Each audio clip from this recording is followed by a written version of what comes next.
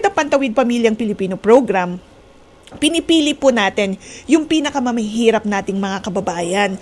Batay po doon sa National Household Targeting System for Poverty Reduction, which is the listahanan na siya ring data o datos ng DSWD na nakalap natin in 2019. That's the most recent enumeration na isinagawa natin. So dito sa listahanan, finifilter o ini-screen natin yung mga households na pinakamahirap pero may anak po na 18 years old pababa. Or at the time of enumeration ay meron pong buntis sa kanila pong pamilya. Okay. Asek Irene, dun sa part na pinakamahirap, kasi I'm sure ang mga nakikinig sa atin, nanonood sa atin ngayon, tinatanong, paano nyo dinidefine? Paano masasabing pinakamahirap? Parte ba ako sa pinakamahirap? Ano yung definition po doon? Or paano pinipili? At sinasabing, ikaw, isa ka sa mga pinakamahirap. Yes, unang-una, isinagawa natin ang enumeration sa pakikipagtulungan with the Philippine Statistics Authority dahil meron nga pong iniset na poverty threshold.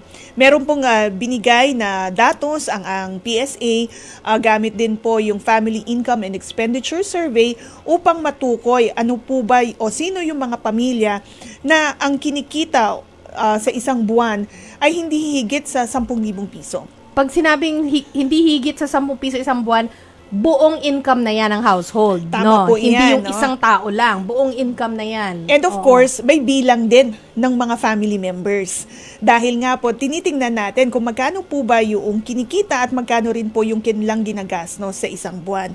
So again, sa pakikipagtulungan sa Philippine Statistics Authority, atin pong natukoy ano yung poverty threshold. At kung sino man po yung mga pamilya na kabilang sa pinakamababang antas, no, or lower than the threshold, sila po yung tinuturing natin na pinakamahihirap.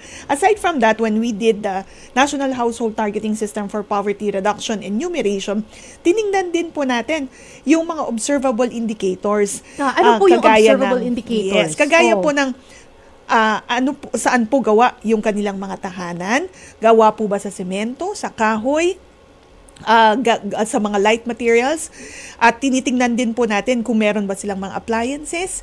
Tinitingnan din po natin kung sino yung mga miyembro ng pamilya na nakapag-aral, nakapagtapos, at kung meron din pong nagtratrabaho sa kanilang mga respective families.